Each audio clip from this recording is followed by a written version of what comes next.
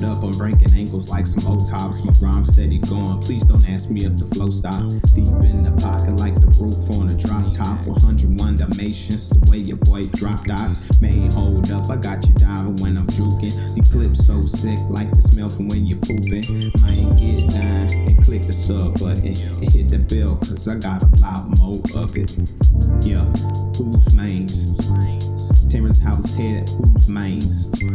Batman, Bruce Wayne. What's goody, what's poppin' YouTube? It's your boy WhosManz. You already know what time it is. About to get into a tip video for Madden. This is gonna be some football concepts, not Madden stuff. I'm not trying to tell you all the best loot blitz this side of the Mississippi. I'm not about to tell you this is the greatest defense ever and it stops everything all the time, because ain't none of that. I'm showing you guys football. This is gonna be working in real life. That way when you watch it on Sunday, y'all can see Sunday, Saturday, Friday, Pee-wee, your little brother's Pee-wee game. Maybe the coach is like some old legend in Texas and he, what have you. This is real football stuff, all right? I want to talk to you guys about cover 7 and why you can't run it. I know it sucks. Why am I showing y'all stuff that you can't run? Well, I'm going to show y'all a lot that you can't run because it's not in the game. And sometimes I think this will answer your, man, this play is cheesy, or man, this play is overpowered. Honestly, don't think any of the plays, now that I'm learning more and more about football, I don't think many of these plays are overpowered. Now, there are things about certain plays that can be overpowered, even if it does play well, because there's a few plays that I've seen where I'm like, okay, well, this should have happened, or unless the dude is psychic, you know, what have you, whatever. I don't know. Maybe there's certain abilities that shouldn't even be. I don't even know why we have X factors and all that stuff in the game in the first place. I really think that's cheesy, and that makes some plays overpowered, because it's like, well, fam, if I can just run for 1 yard 8 times and then never fumble the rest of the game, why am I throwing a football if I know I'm going to never fumble? I'm gonna just out scheme you on that one. I mean, any coach would run, if he could never get one injured, if he could never fumble, dude, the Ravens would win the Super Bowl every year. I'm telling you. But anyway, let's move on from that. Before I get into this, one, I want to give a shout out to Zando Football. 2, hit the subscribe button if you are new. And yeah, we about to get into it right now. All right, so some of you guys know that I love match coverage now, and yeah, so a few things that I've learned over this past month maybe is that, man, I could definitely get better at Madden without having to be cheesy. You see, we're rushing 4, and I got my defense playing really well. Look at this. I have Devontae Adams triple teamed, even though I should have had my mic a little further inside, apex in that, you know, just for a better inside leverage. But look at this, Terrell Edmonds playing right on the hip. I mean, he's playing a little too far ahead, but still, I mean, I'll take that any day. And then you see Minkah Fitzpatrick back here in true center field fashion. He's capping everything over top. Ain't no way I'm getting burnt over top. It doesn't matter if Tyreek Hill was back here. Ain't getting beat topped, right? He's throwing the ball. Ain't no way he's getting beat over top. He's fast enough. But you see that I have their best receiver beat, caught in the triangle. The other options at the time, I'm like, okay, well, they need to get 15 yards on this play. It was 4th and 15. I'm like, they need to get 15. So I'm fine with everything underneath. You know, I don't want, one, Devontae Adams to make some magnificent play, and then 2, I don't want anything crazy happening deep. So I'm just saying. So basically, now that I've shown you just a little clip of what you can do once you learn real football, and you don't really got to worry about stuff as much anymore, you start paying attention to tendencies, you start paying attention to formations. Once you figure out, like, okay, well, I know trips flex, the tight end's not on the line, he's a little off the line, so maybe that changes a play call, or maybe I start doing things a little different. Once you start learning that stuff and tendencies, you can start just choosing regular plays, making small adjustments, and yeah. But I'm not here to teach you all that right now. I want to teach you about Nick Saban's cover 7 defense and why you can't run it. It's stupid, I know. Hold on. If you want to see how big of a nerd I am, 2 pages back to front, all kinds of notes. Took me 2 hours to do, and I've been spending a couple days to do it, right? Now, I'm not going to say I'm some guru on it now. I know everything about it. It's probably going to take me a while to memorize everything without having to look at a piece of paper just to know it off top. But the one thing that I do want to say is, yeah, I know what to run, when to run it. The one thing that sucks is that I can't run it because Madden doesn't have it. It is a form of quarters, but it is split field. One side can play one check and the other can play a completely different check. And when I say check, there are different aspects of each play that, you know, will dictate, okay, well, if they're doing this thing, I'm going to run cover 4, but run this check because now it is better to defend against this thing that I think my opponent's going to run. Not that you know. Unless you know that they're going to do something, then you can go to his check and it's like, okay, cool. All I have to do is be disciplined and I can shut this whole play down. But that's what most NFL teams and college teams will do. Good high school teams, they'll do that. You know, if they know, okay, well, this team has a tendency to do this, I'm going to run Tampa 2 and run this check because I know, okay, well, I'll be able to defend this, that, and the third really well. The only time that they'll beat me is if their players are just far superior and they can really, you know, do what they want to do. So I'm going to show you that, and we're going to go forward, and I'm going to tell you why this is just not good for Madden and why certain plays may seem overpowered. So let's get into it, man.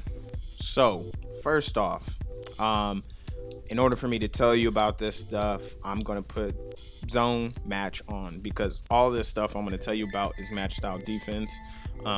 When you don't have it on, it goes into spot drop, which spot drop is they just go into their zone and just sit there, right? They go into the middle of their zone and just sit there. When you play match, even if you're not playing match, the zone, as you see here, zone defenders read the routes of the receivers, determining the coverage responsibility. So even if you're playing Tampa 2 and you're not doing a 2 match, they're still going to kind of move based on what the receivers do. So your zone will play a little better. If you don't play match and you're just on zone default, you're probably playing man, but honestly, just turn match on. It plays way better.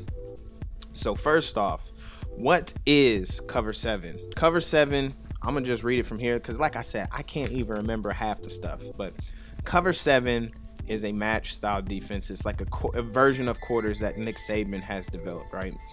Part of his defense. It is a 2 high, middle of the field open. They do have a middle of the field closed, single high set that they do like to run. But this cover 7, from what I remember, now I could be wrong, don't quote me, but you want to play this 2 high. They have your corners, your star, who is usually your nickel, and then you have your Mike and your Will.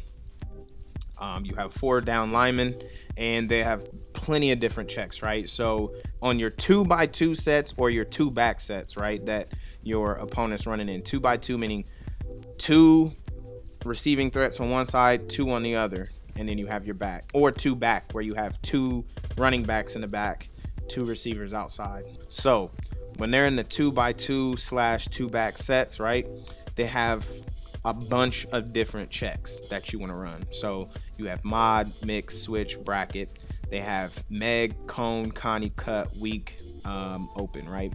And then they have 2-man stack. So also versus the 3-1, which is 3 receivers on one side, 1 on the other. They have stubby, they have bingo, they have stump, they have cop, I said Connie, and then cone. And I want to tell you that the only 2 that you can kind of run would be 7 mod, and you can play stubby. The rest, no, you can't run any of them. They also have 2 different styles of run checks. They have Jimmy and Pony. One, your 3 is away. The other, your 3 is one, your 3 tech is away from the running back. The other, your 3 tech is to the running back. And then I'll kind of explain those two. So first off, I'm going to try to show you the alignment of these things. So I'm going to come out in 4-verts, because the thing is, if you cannot guard 4-verts, you're just going to lose, because I would just run 4-verts all the time, which ironically is why Nick Saban is so good. Could not stop 4-verts against the Steelers, and yeah, it kind of led to this. So when we're running 7 mod, because 7 mod and Stubby are the only two that you really can run out of cover 7, right? When you're playing 7 mod, I'm going to read these rules. So if number 1 goes vert, number 1 is the furthest outside receiver. That would be Deontay Johnson on this side. That would be GP on this side, right? If number 1 goes vertical, Hobbs right here, he is Meg on him. Now, that's not just saying, okay, wherever he goes, I'm going to just run with him, right? He has to have inside leverage. So usually you want to stay inside of this receiver at all times. It does not matter. Stay inside. If this receiver goes deep, you are on his inside hip in a trail technique at all times. If the coach sees you on this side, if Nick Saban seen this Hobbs on this side of him at any point, right? Nick Saban is grabbing his face mask, telling him to take it off and sit down. So there you go. I mean, look, sometimes it may happen. If that wide receiver just, absolutely cooks that man, souffles him, boils him up, charbroils him to a perfection, right? I mean, Gordon Ramsay is like, yo, that was cooked to perfection. I don't even know if I could cook it better. And Nick Saban may he still probably yell at him, but it's one of them things where it's like, hey, so be it, man. Ain't much you can do about that. But he is to remain on the inside. He don't care if he do a fake outside. Look, you can fake to the sideline all you want to. I am staying inside of you at all times. Well, I am staying to the inside hip of you at all times. Now, with this star, this would be the star. Perfect example of who the star was at one point was Minkah Fitzpatrick. He was a star on his defense. He's kind of like a nickel, but he was the star, right? He is going to be apexing, which you see right here. This would be called apexing. He is basically halfway in between the number 2 and this tackle, or so in between the tackle and, so for instance, Hobbs will be apex, right now. He's directly in between. So we're going to put him back where he's supposed to. And I have them lined up how they're supposed to be right now, right? So he would be apexing right here. You have your Mike, and then you have your Will. Now you have your other safety, and the alignments of these safeties is about 1 yard inside of the number 2, 10 yards off the line of scrimmage, about 10 to 12 yards off the line of scrimmage, depending on, if they got some burner or something like that. Maybe you have about 12, but 10 yards off the line of scrimmage, a yard to 2 inside, right? Your same corner over here, the same thing applies inside here. So he's apex, and that's why he's sitting right there. The whole thing with this defense is, like I said, if one goes vertical, he's Meg. If one goes under or sits, this corner is going to yell under, and then he's going to zone out and go deep. Now he's going to look to 2. He's reading 1 to 2. So if 2 sits, if he runs a little 5-yard hitch, he's going to yell under, and he's going to zone out and then look at number 2, just in case 2 runs a corner or something like that. Now we're going to look at the star, right, on this side of the defense. So Morig, right? Morig would be the star. So he's looking at number 2. He's reading 2 to 1. If number 2 goes to the flat, he's going to the flat and taking him, Meg, right? If number 2 goes inside, he's going to push him. He's basically going to, look, you're going to have a hard time going inside. Boom, push him. And then once he gets inside, he looks at number 3, or the 3 rec hook, and he's going to follow, right? If number 2 goes vertical, he's going to push him and then stay on the inside hip underneath in the trail technique for a second. And then he's got to sit for about a couple seconds because of what the safety is doing. The safety is reading 2-1, but the thing is, the safety is going to be turning his back to the opposite sideline, right? He is playing kind of like, he's going to basically put his back to the other safety, and he has to stay inside of number 2 and number 1, right? So if number 2 goes vertical, he's going to play kind of over top and inside of number 2. If number 2 goes to the flat and number 1 goes vertical, he is now playing with his back to the not to the quarterback, but to the middle of the field, and he's staying always in front of number 1. So number 1, if he goes inside, Harmon has to be in front of him, right? And all of these routes have to be played close. That is why you have the outside corners pressed up, right? If they're on the line of scrimmage, he presses them. Honestly, if he's not on the line of scrimmage like he is over here, he's still on the inside, and he's going to be playing a trail technique. Same goes for this side. He's reading 2-1. He's staying inside of 2. He's going to be playing 2-1, first to the flat. So if 2 goes to the flat, he's going to the flat with him. If 2 goes vertical, he's going to carry him. And then he's got to, once he gets to depth, if anything else comes to the flat, he's got to maintain that depth. So if this tight end, for instance, goes vertical, right, and then the running back leaks out to the flats, if he sees that at this point up here, he's going to then try to maintain leverage of the running back, meaning he doesn't want the running back to get ahead of him. He's going to follow him all the way, and then once the running back gets the ball, he can now come down and attack. But we're going to put him back where he belongs, right here, right? And the mic is going to be responsible for number 3. So if number 3 decides to do something in the middle, that's fine. If the running back decides to stay in, now he is going to be turning to the strength side. Boom, carries number 2 vertical 2. So if number 2 goes vertical and the running back stays inside or stays back to block, he's going to wall him off once again and play trail and kind of help bracket with him, or depending on what check you're running, he'll help wall everything off in the middle. I'm playing 4-verts. I'm going to show you why some of this stuff is stupid, because it's not going to play the way you need it to play. So I'll let this run through. He's supposed to be inside. He does a good job of staying inside trail. Like I said, this guy is supposed to apex. He plays inside. But the one bad thing he does right here, which Nick Saban would end up screaming at him and taking him off the field, pushes him inside. Not supposed to do that. You're always supposed to stay inside. So right there, that's null and void. You're not supposed to do that. He is reading 2-1. So he's looking because he knows, okay, well, this throw is harder to make than throwing it inside. So I can stay inside right here. You have him inside.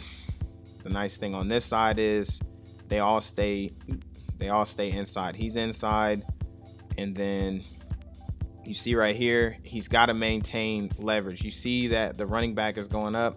He keeps an eye on number 3, stays inside.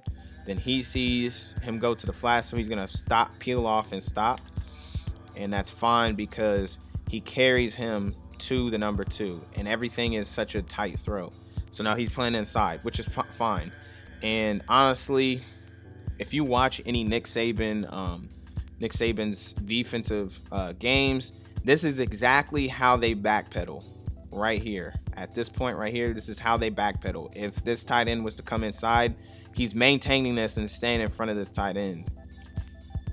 And also it makes it better if they break outside, because you're in a better position to then attack the outside.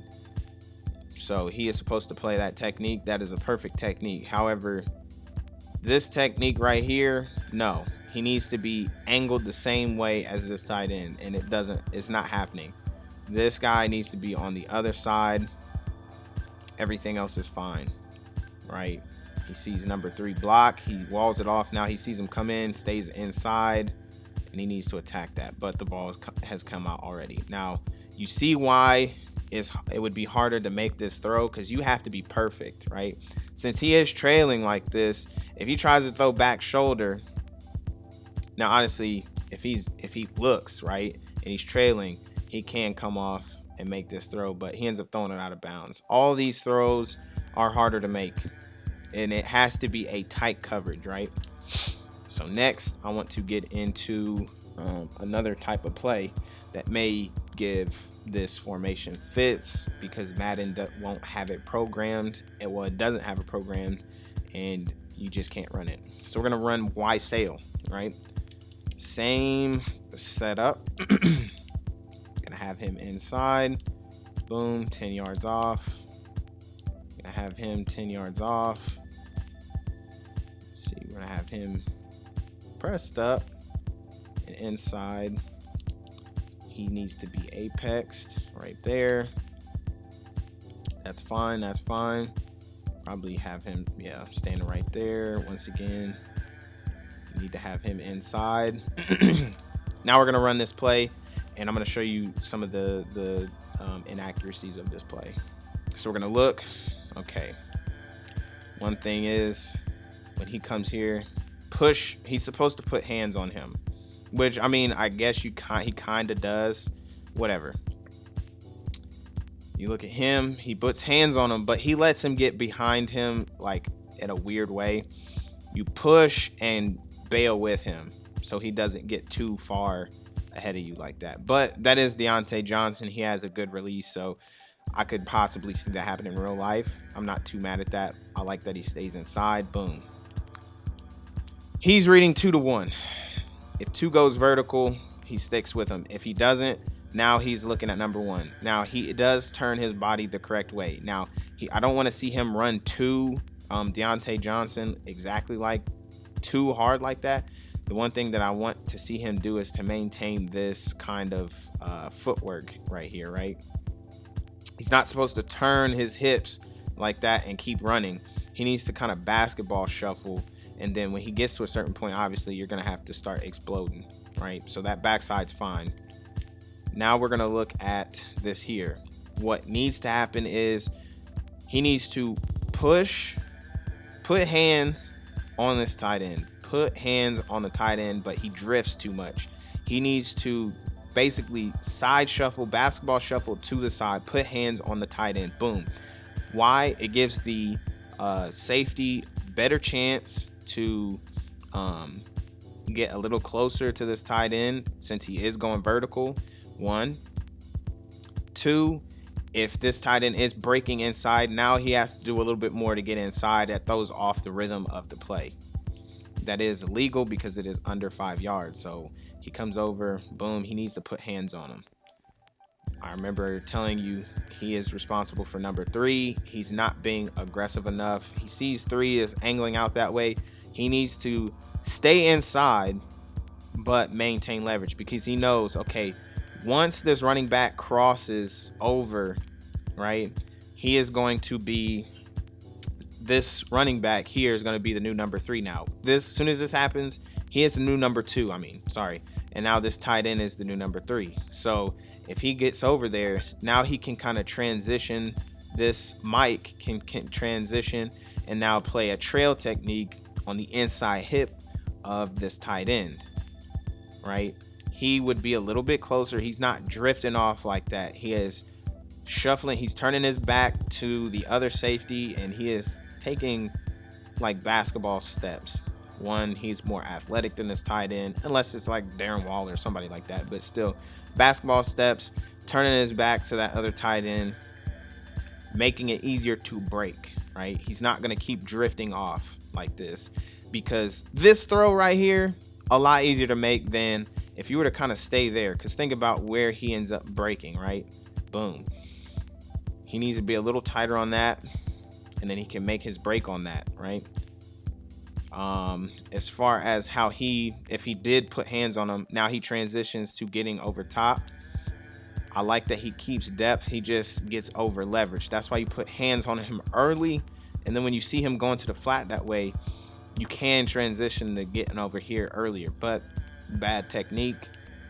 And like I said, he doesn't go to helping out the for safety at this point. However, it is a little too late. So, I mean, the technique with everything is not good here. And as you see, he just absolutely torches, chucks, gets back there, forces an early throw, which Saban is just, I mean, when you force early throws with very tight coverage like that and you're throwing off the rhythm of everything, that's how you end up getting a lot of interceptions. Now, what were the rules of mod? If one goes vertical, then the number one corner takes him Meg, right?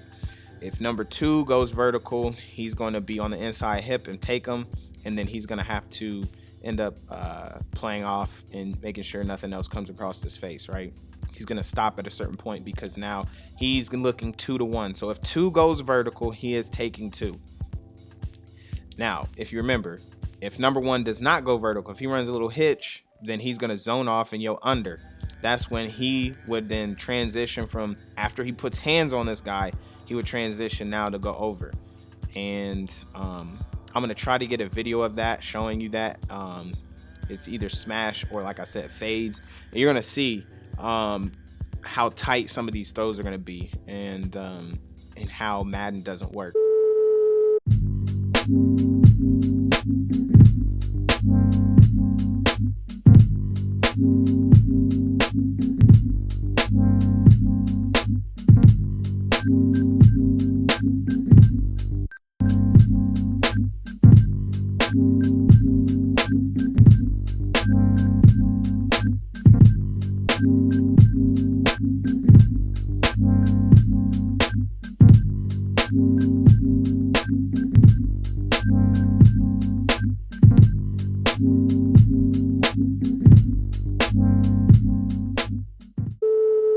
So I'll show you this in palms, and I'll also show you this in quarters and why it just doesn't work the way it should.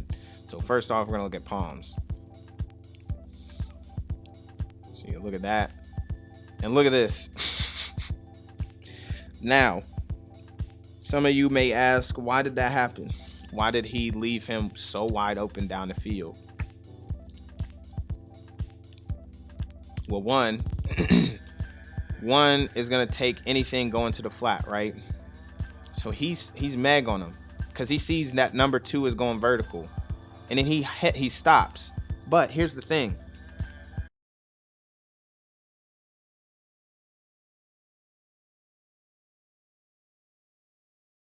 So I found out that there's a little glitch with palms in this particular play. It never reads it consistently, so just watch a couple of the examples. You see the safety went with number two because that's what he's supposed to do if two goes vertical, and right there you see the safety ends up dropping down to number one. I ended up bringing the tight end over and having him go to the flat, which would make things a little different. I think it has something to do with the number two basically going over number one in a certain, like, there's a weird distance, but you see there the safety goes down to number one. He should not be doing that. And then the number one should also stay. That corner should stay with the number one. The outside corner should stay with the number one. The nickel should continue to follow number two up, and then shift outside to the number one while the safety takes number two vertical. But yeah, it's weird. If you do any other version of this, like if you have the number two go straight up the field, basically the nickel will carry number two and then shift over to the number one.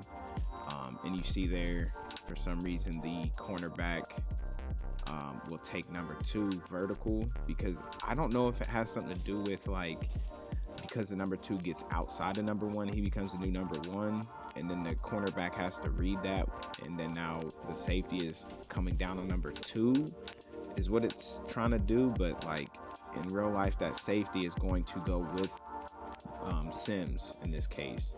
And you see here, I have Freiermuth go vertical, and the safety will read that correctly. He's going to stay with Freiermuth. So I'm like, okay, well, he did that right. And then the nickel went with him. So let me send Freiermuth to the flat.